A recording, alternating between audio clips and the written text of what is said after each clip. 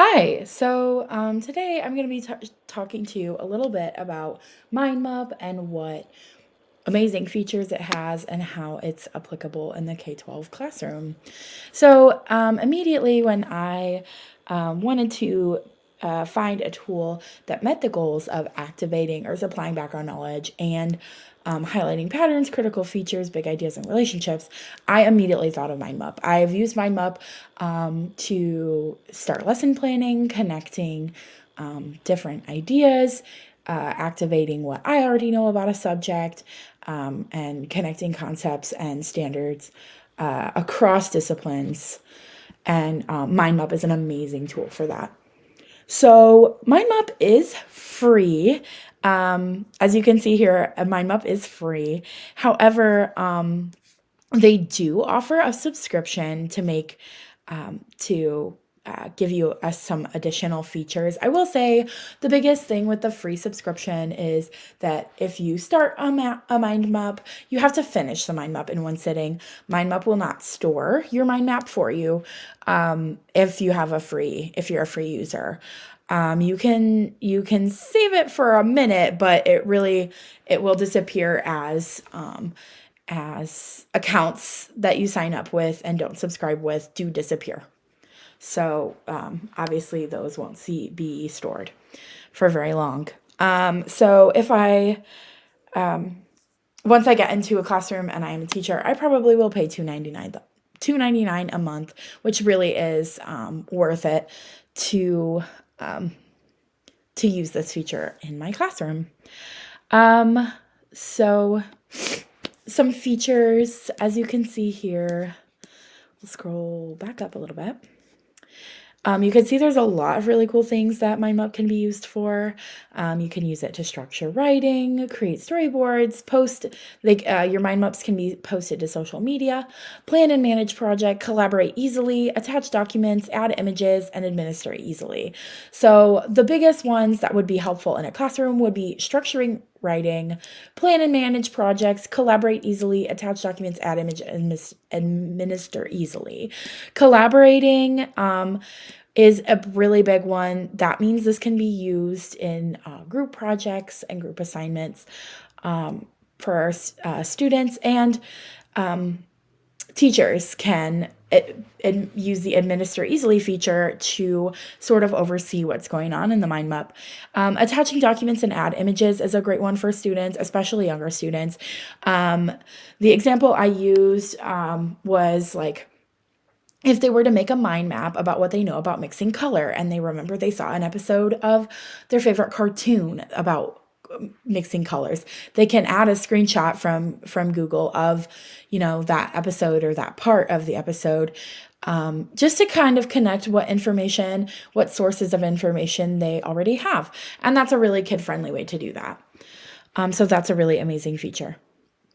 Reviews. So this one's from getapp.com. It says MindMup is great if you just need to do mind mapping, which is its primary goal. Now, if you want to present it in a board meeting, or if you're really picky and want to be following trends in terms of visual appeal, we can say MindMup is not hitting points. It is super so easy to use. Another review from commonsense.org is pros: set up a simple and cloud storage features are easy to use. Cons: image sizes can be rather sticky to manipulate and features are limited. So kind of mixed reviews, but as long as you're okay with a little bit of workaround and it not being super, maybe not as visually appealing as you in a specific way, then MindMup is a great tool. And for most teachers, they're not really concerned with those things. So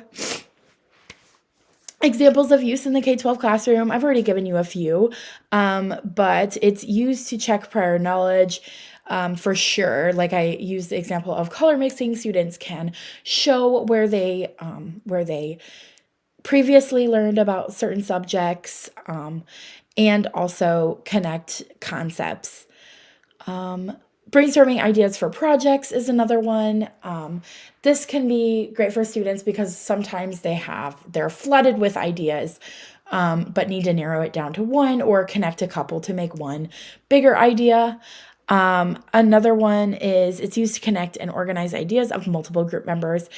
In my placement, I've noticed a lot that students, all have very different ideas, and it's hard for them to organize all those thoughts, and sort of narrow it down to one or connect a few to sort of compromise and create one big idea. So this is a really great tool for doing that, and it helps students because it's super user friendly, as I've said, but it also makes everything visual for them.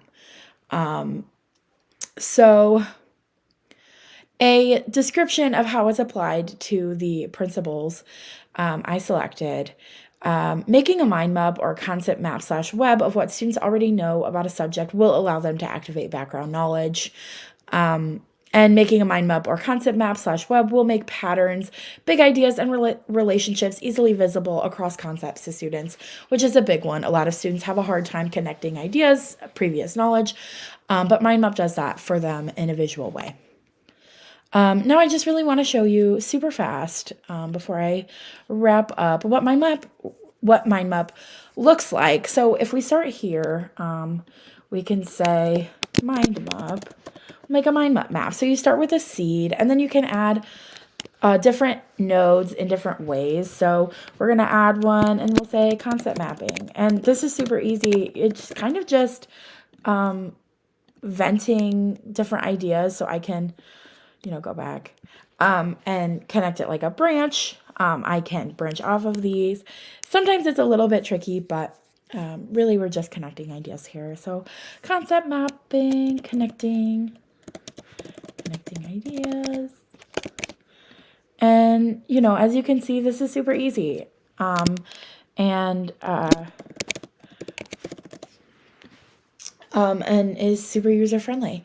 So I encourage you to try this, use it in your classroom, even just for yourself. Like I said, I've used it for lesson planning, and it's been really amazing for that. Thank you.